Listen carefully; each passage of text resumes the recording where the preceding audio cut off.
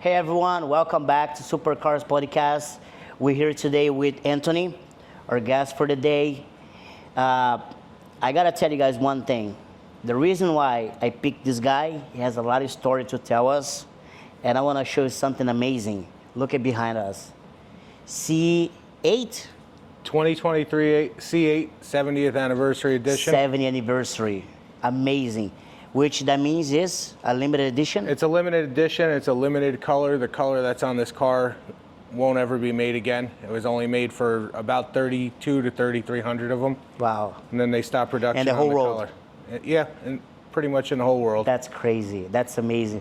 And up here, In the 1952 Chevy 3800 series, the truck's all original. It's Nice. original cab. There was never any rust on the cab or anything. Some of the parts on it a little bit changed, but 90% of it is original cab. There's been just a little bit of body work and a repaint on the truck, but other than that, you're not going to find one that has an original rust-free cab with no welding or plastic or anything in it. that's amazing. Actually, seeing from down here, you can see how clean this truck is. It's beautiful. It's amazing. And he told me he's gonna let me drive one day, so I'm excited. I'm gonna film that for you guys. It's gonna be an amazing day. We're gonna film everything. So, Anthony, how you doing today? Good, how are you? I'm good, man. Thanks so much for being part of this today. I know we've been trying the last few weeks. I don't know if you guys see we're being a little busy. We got a lot of people traveling, you know, summer is coming. Everybody wants to be on the beach, but we're back 100%. We're back at every week. We're gonna have a different guest. As you guys can see today, Lloyd is not here. Busy guy, selling motorcycles and driving his Lambo. So, Anthony, I want to talk to you today about a few things. And it was a nice introduction about your car, which this car is amazing. And we were talking a little bit before, and you have a lot of projects coming about the car, and you got something else coming. Can we tell them or no? We can certainly talk about it. So right now, thanks to Vince from the auto group that we were all part of. Yes. He gave up an allocation to me to be able to build a 2024 E-Ray. So I actually put it together. We got it into production. The official build went in today. I'm building obviously white. It's my favorite car color, white with black accents, E-Ray. Nice. And it's got pretty much everything in it that you could possibly want. And that's a hybrid car, right? It's I guess it would be considered a hybrid. It's got an electric 180 horsepower engine in the front. It's got the same engine in the back that this one has. Nice. It actually is more capable than the Z06. It's an all-wheel drive car. Oh, nice. They just tuned it down a little bit because they couldn't have it beat the Z06, but I found out that after you buy the car, you can actually have it retuned. Nice. And it'll be faster than the Z06 in the long run. And then how many horsepower is usually those cars comes with? So you got 180 horse an electric engine in the front, and you got 500 horsepower in the back. So right from the factory, it's going to be pushing 680 horse. 680, wow.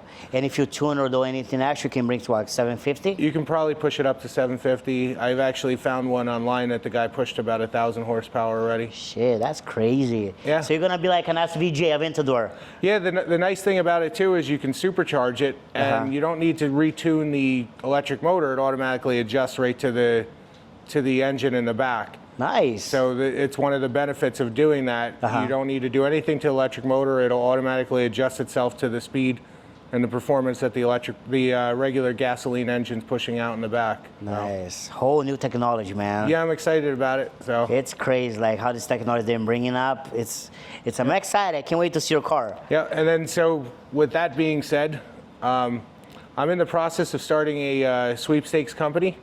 Okay, nice. And this is more than likely going to be the first giveaway that I do. I'm going to probably... So you're giving away this car? More than likely, I'm going to part with this one when the new one comes in.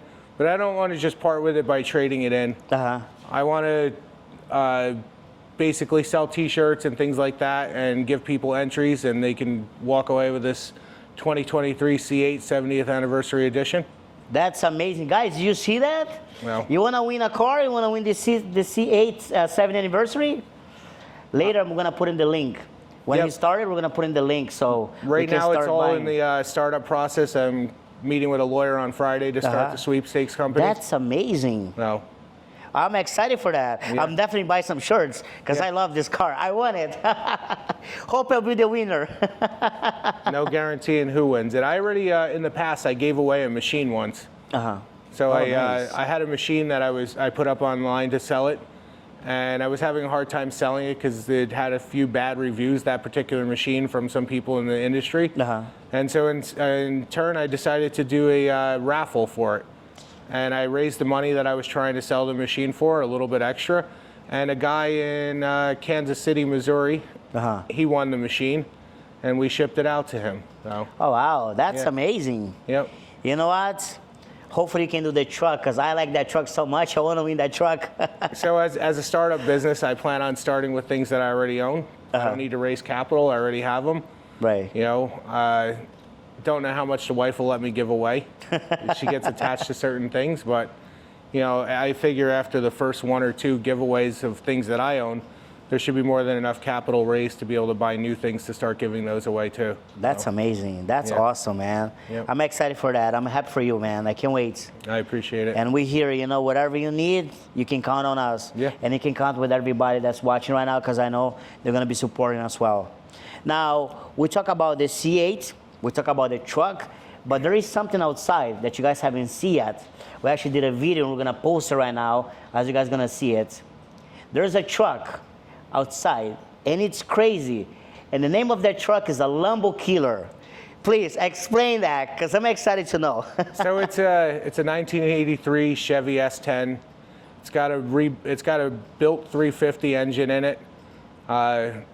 Is it in fact a Lambo killer? I haven't raced one yet. I have one that I want to race. Okay. And I won't mention whose, but there's one that I want to race. I'm fairly confident in the quarter mile, I can certainly beat that Lamborghini. And you should definitely plan that because I want to see that. Yeah, and I'm in the process of supercharging that truck as well too. So nice. As soon as that thing's supercharged, I'd like to set up a race. But I think that'll be a race that I'd like to do for pink slips. So. Nice. Although there's certainly a value difference between the 83 S10 and the Lamborghini, but it all goes to how confident the driver is of the Lamborghini. True, true. How many horsepower is running right now that car? So right now we're pushing about 500 horsepower out. 500. It's not a lot. It's got a weight factor to it that the whole truck weighs about 2,000 pounds. So it's a lot lighter than Lamborghini. It's a lot lighter than the Lamborghini. It's lower to the ground than the Lamborghini. It's going to be built, by the time it's done, it's going to be built to kill about 1,000 horsepower Lamborghini. Nice. So. That's crazy. I'm super excited, man. I'm excited. Because I see you got a lot of projects here, Your projects, and every time you tell me about some projects, like let's talk about the barn, right? This guy has been telling us about this barn that's happening, and I believe you started last year, like to finish? Well, in 2020, we started building the barn. Oh, okay, 2020. So 2019, I brought home my first truck. It wasn't this one. It's actually the truck that I brought home that caused the whole barn to be built isn't done yet. That's a 1949, same exact truck that's sitting up there. Actually, the cab for the 49 is sitting on the bed of this truck. So I brought the truck home. I started taking it apart. My wife told me I couldn't work on it in the garage. It's attached to the house. She didn't want the fumes and everything. So she told me to put up a shed. $300,000 later, we have a shed. We still don't have the truck finished, but we have a shed. We have a shop on this side and here. Yeah. Got a place to entertain people. No, I love it. I love it. We have a bar back here. We have a pool table upstairs, some vintage video games. We have another vintage video game coming tomorrow afternoon. Nice. Yeah. Oh, it's. I'm excited. So this is the hangout place right here. Yeah. This is the hangout place. Go ahead. Sorry, when I built this place, I built it for us to use now, and then also as my kids get older, and then grandkids. Grandkids are going to want to come home, visit the grandparents. Sure. It has a little bit of everything. The kids have the pool outside. We have a shop over here where we can work on cars. We have a bar so the adults can entertain each other. And you have a little bit of everything all on one property. Yeah, sure. No, count, you got the quads here too. You have what, 4 here? You got 2 quads, 2 side-by-sides. There's a couple dirt bikes you haven't seen that are hidden in the shed. Oh, you have the dirt bikes too? Yeah. Oh, man. Yeah. If I had to see that, I would be riding now. Got the jet skis in the driveway. And the boat. right? The boat's already in the water, so. I remember I saw the video last week. That was amazing. I wish I could have make it, but we're so busy. But not counting is what I love about this guy is everything you can imagine, he has it. But one thing he doesn't have yet, but he needs to buy, because you have the motorcycles, you got the off-road toys, you got the pickup truck, which plenty. You have what, 4 with this one, 5 pickup trucks now? 7 pickup trucks. You got the C8, you got the jet skis, you got the boat. The only thing you're missing right now is an airplane. You got it all. So to that, I would do a helicopter before I would do an airplane. Perfect. Look at that. That's all you need. Yeah. And you got a lot of space here to land the helicopter, which works. I like the versatility of a helicopter a lot more than an airplane. Exactly what you said. I mean, there's still restrictions, right? But I feel like I could take off and land it where I want. So I think I told you a few houses away from us is a farm. Yes, the one down the street, right? It actually has a small landing strip there, an airport strip for private planes. The kid that lives in that house has a prop plane, and sometimes he'll fly the plane over to McDonald's, land the plane over there, pick up his to-go food, and then go home. Oh. That's crazy. Did you guys hear that? Yeah. So he takes his plane just to go to McDonald's. It's not like a Cessna type plane. It's more of like a hang gliding type plane. Like a 2-seaters? It's a 1-seater. It's got a little engine in the back. I remember when I first moved here, I was out front in front of the house, and I saw this tiny little plane coming over the center of the street. And I started doing research, and I found out that they take the kid takes the plane to McDonald's, or he'll fly it around the area to go visit people. That's amazing. Yeah, because the area where you live right now is nice, You got a lot of land, which is amazing. Yeah. That's one of the best parts of living in Washington, right? Yep. Yeah, so one of the better parts. Oh, yeah, exactly, yeah. But I see and you guys got to see the drive, the best thing about here is the driving. Driving here was such an experience, and I was actually just telling Francisco coming here, I'm like, yo, imagine us with the exotic cars driving through those streets, do a nice run, that would be amazing. Well, that's why this car is, I think it's about 15 months old now. And I'm pushing about 11,000 miles on already. We have friends that have Lamborghinis a few years old. They don't even have 5,000-6,000 miles on it. Well, true. Where I live is where all these guys go to ride their cars, and I live here. Yeah. And, I can hop in this car, I can go for a cruise through the mountains, stick the thing in track mode, and you hit some of these hairpin turns up here, and it's a fun area to drive. No, exactly. Oh, I put a ton of miles on the car just driving around here. I remember when I first got the car, watching guys online trying to hit their 500 miles. I hit about, 3 miles coming home from the dealership, because it's right next to my house. But after that, it only took me about a week to put the mileage on. It was just driving around town, taking it to baseball games, football games. Nice. Where I live, I can leave here and I can travel almost 20 minutes west and hit only one traffic light the whole time. That's amazing. Yeah. That's awesome. And the best thing is you like me, right? I don't mind put mileage. If I buy that car, I'm gonna drive as much as I can.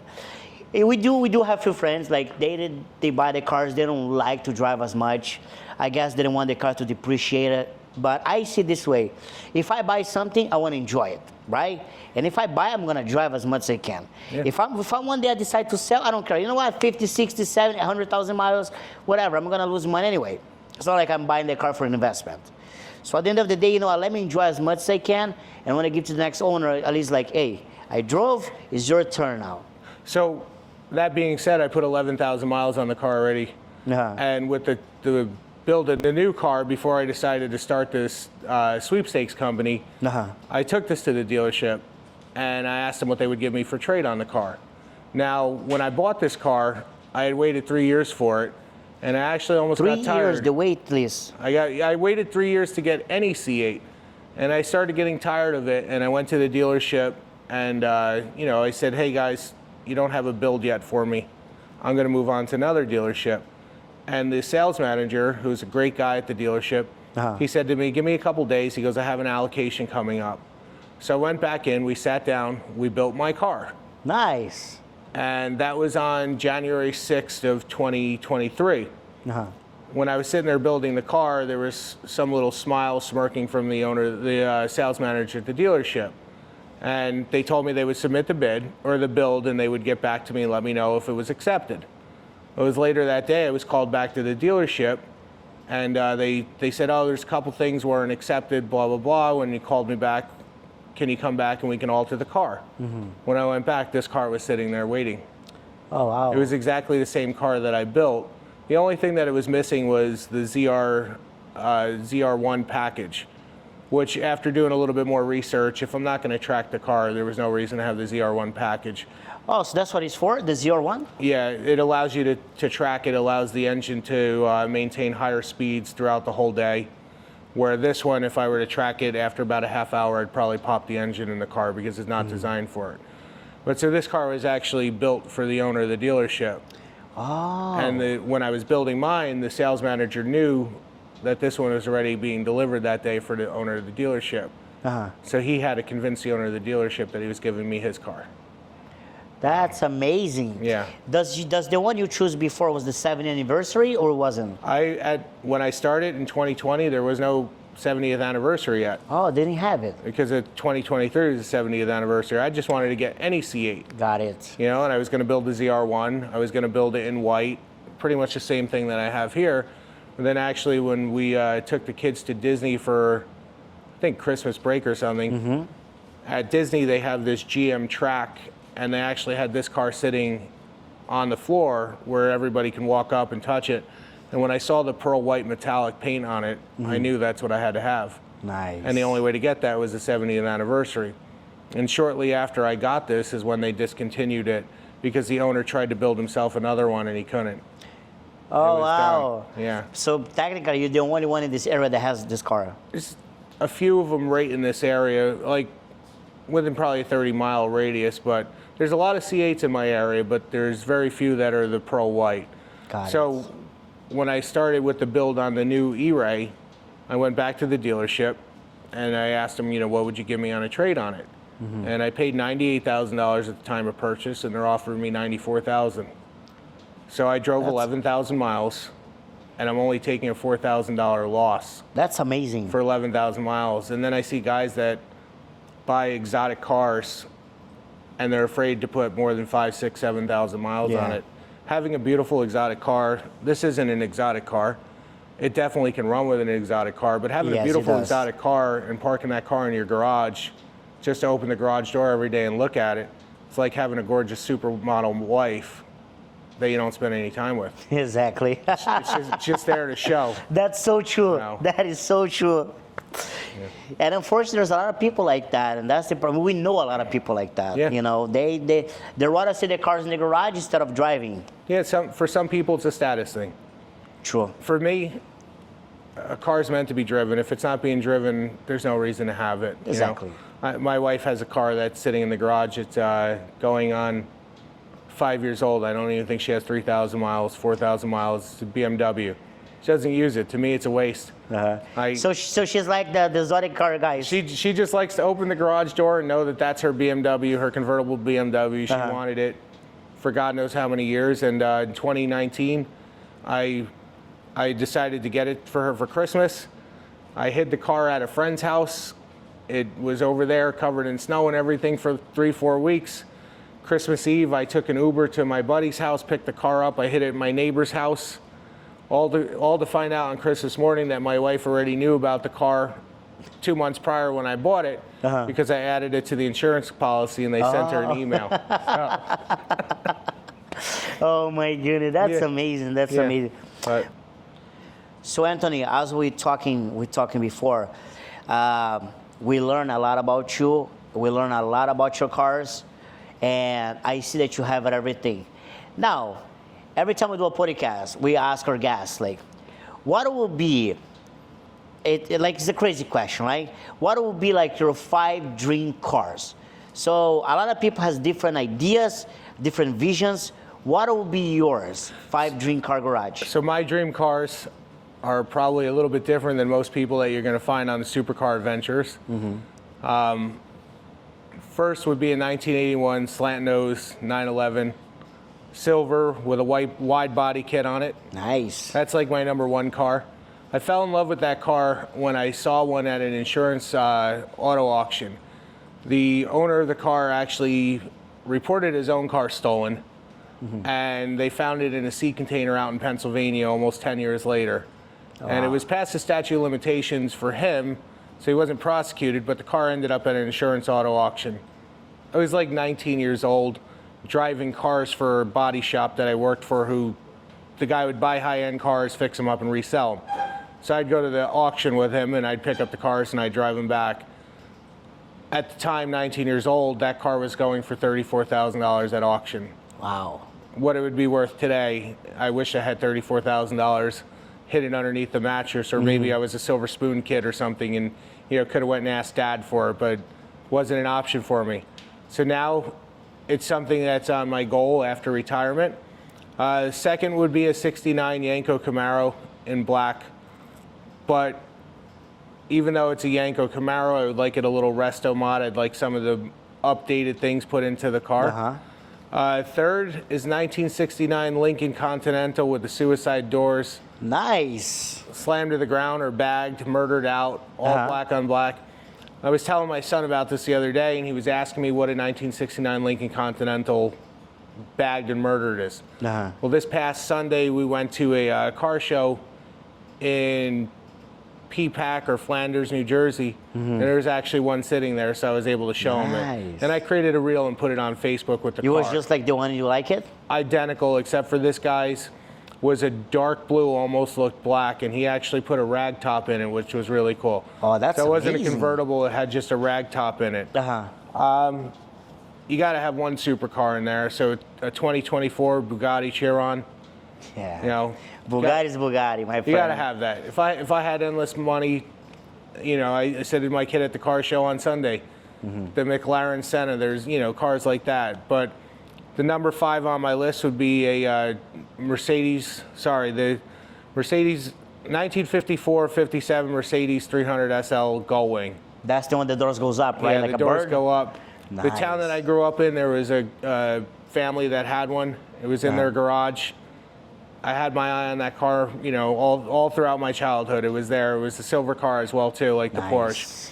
It was, almost every time that we went through town and that garage door was open, I saw it there. I never knew the value of the car until I got older and started doing a little bit of research on it. Because they're not cheap. No, they're over $1 million Over for $1 million, that. right? Yeah, that's a crazy price, yeah. But yeah, but they're beautiful. Out of the 5, the Bugatti would be the last one that I would buy. I would get the other 4 before the Bugatti because anybody can go buy a brand new car. Not anybody. You can go buy a brand new car and put it right on the racetrack, spend $3 million on it. Sure.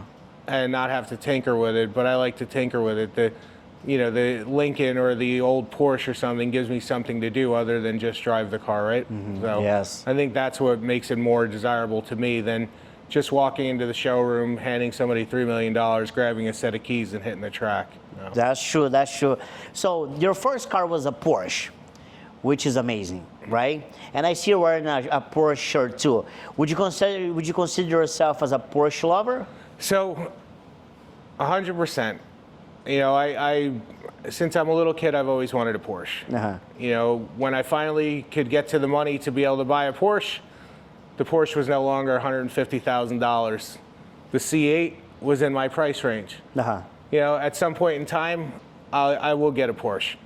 Actually, when I had my first midlife crisis, I wanted to get a Porsche, and then I went and test drove a motorcycle, and I ended up with my Harley. Not that one, I had another Harley. It satisfied the need for speed. It was actually a totally different experience. Actually, being out on the open road, the bike I had was a 2017 Harley Softail Slim, all blacked. I had it lowered.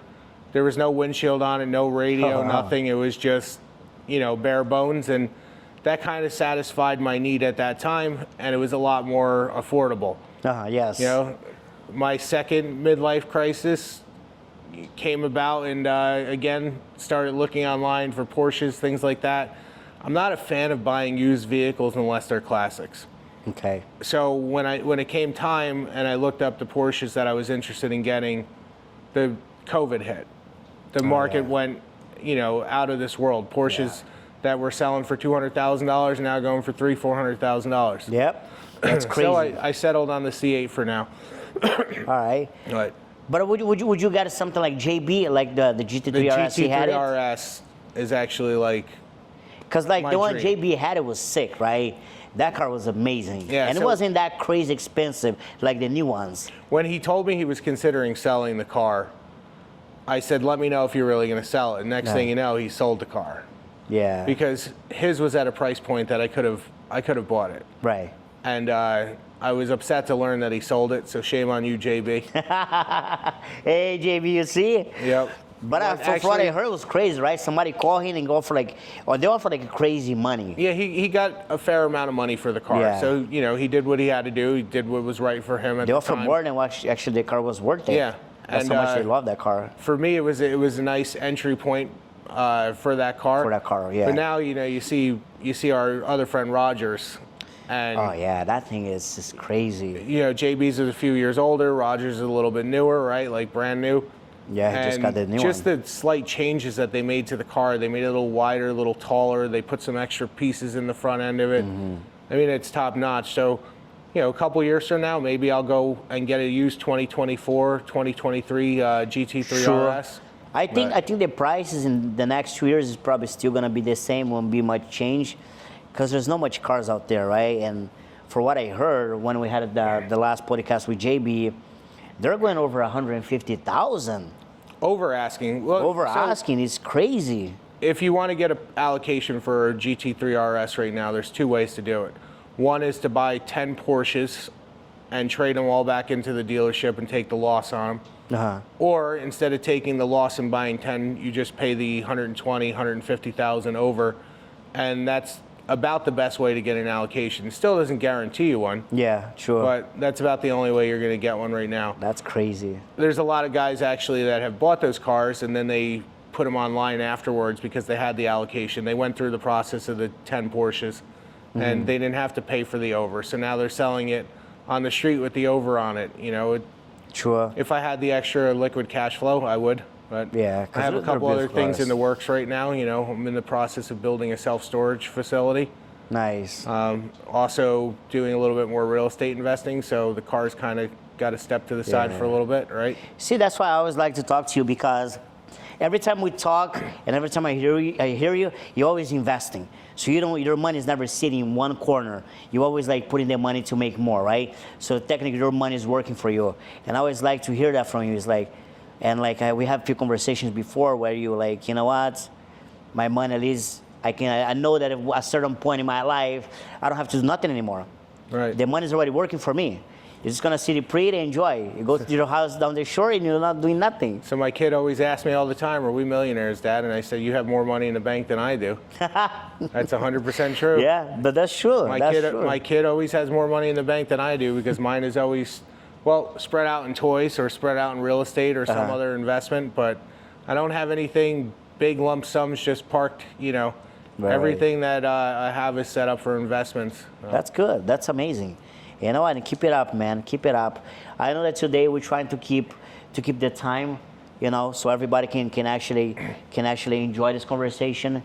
We're coming to an end, but before the end comes, there's a question we always ask everybody, and I want you to tell this new generation, what advice would you give this new generation right now who listens to your story, to see that what you have, and how they can get to your position one day? So the best advice that I can give somebody is, if I were starting out now, go to bed early. And when I say early, for me, that's 11 o'clock midnight. Wake up 4 o'clock in the morning. Be on time for everything that you do in your life. If the guy next to you is carrying 2 pieces of plywood, you carry 4. If the guy next to you is walking 2 miles an hour, you walk 6 miles an hour. You always need to stay ahead of everybody next to you.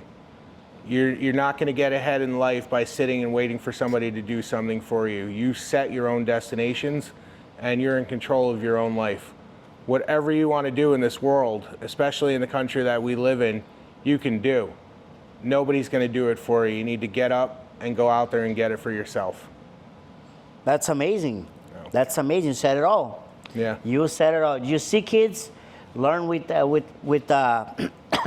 with Anthony, because this guy came in from, I don't know if I can say that, but he came from almost to nothing to have over more than the 1% of Americans has. We can talk about it if you want. Yeah. You got a few seconds? Yes, if you want to tell them, it'd be amazing because I know where you come from and where you are right now. It's an amazing story. I mean, I did, growing up, my family had money to a certain point, right? And then my parents got divorced. My father took the money, moved on to his new life, basically left us in a home that was under construction. We didn't have a lot. Took my mom 3 to 4 years to start rebuilding her life. And I started working at like 11 years old. There was a little farm next to us where I grew up. I was working there. I was working at a gas station, working at a party store. Wow. I think 18, 19 years old, I started my first business. I came from absolutely nothing, but at 18 years old, I think what really changed me was moving out of my mother's home. I was watching her try and support the three of us, myself, my two brothers, and herself, and she couldn't. Mm-hmm. And there's maybe an argument or two that led to it, and I said, you know what, fine, I'm just gonna move out. And I learned at that point in time that there was nobody to go back to and ask for anything. Right. I couldn't call my father, who was well off, and ask him for anything at that point in life. I decided at that point in life, everything that I needed to do in my life, I was going to do on my own. Mm-hmm. I met my wife at a young age. Her and I, our first apartment was an attic apartment in South Plainfield. We lived there till we saved up enough money to move to the next apartment. Both my parents passed away at a young age. And, my wife and I just pushed through and kept doing and we bought our first house, our second house, our third house, and everything from all the scars that are on my hands. Nothing in my life was handed to me. That's amazing. So. Hard work pays off. Yep. That's amazing. Do you guys see it? That's a beautiful story because he came from almost nothing to a huge empire, And I'm gonna tell you right now, I'm very proud of you, my friend. You did it. You made it the American dream. You made it happen. You're there, up there at the 1%. And you know what? All I wish to you is growing and growing and growing, because I want to see my friends grow. Same thing with me. I've learned to surround yourself with people that want to grow and want to do better for themselves. If you surround yourself with, I don't want to use the word, but if you surround yourself with losers, you're going to be a loser. You surround yourself with winners, you're going to be a winner. Yes. I tell my kid every single day, or my older kid more, the younger guy's still a little too young. Surround yourself with positive people, surround yourself with people that are driven and motivated, and you'll be fine in life. Don't expect me to do everything for you, because it's not going to happen. Nobody did it for me, and I'm not going to do it for you. I'll always be there for you, and I'll always make sure you're comfortable, but I'm not going to give you anything. You're right. You're absolutely right. Yep. And they already have much money. They already have enough money in the bank. They have everything they could possibly want, so they know it's smoke up and they got everything here. Yeah. Yep. So that's good. Oh. But Anthony, I want to thank you for today. Our time is not that long, but we had a great time. Hope you guys learn a little bit about his stories and take notes. You want to grow in life? Whatever you want to do, you got to start from the beginning, work hard, wake up early and go grind, because staying home on the couch won't give you nothing. So learn, kids, and stay focused. Yes, you got to be focused and consistent, right? You got to be consistent. So make sure you're always consistent in whatever you do to make sure you grow and grow and grow. Next time around, we'll tell some of the fun stories that actually led me to love cars as a kid. Yes, you know what? This is just the first one. We're going to do it again. And the next time we're going to talk about other things. Nashville, country. We got to talk about that. We could talk about some of my younger years and street racing and things of that nature. Daytona Beach. The next one is going to be Nashville, Daytona Beach, and some of the young days, which is going to be crazy. But we coming to an end. First, I want to thank you, Anthony. Thanks so much for today, man. It was amazing. I want to thank Anthony Street Services. They're sponsoring us today here. Thank you very much. We're gonna definitely set up another day. We're gonna do another video. We're probably gonna do a little longer as well. And I want to thank each of you that have been watching and supporting us every single week with this new project. Thank to Francisco and Leon. They're always on top of it. Me, I'm trying to get the heck of it, try to get better in camera. So thank you so much, and I'll see you in the next episode. Thank you, guys. Thank you, Anthony. Thank you. So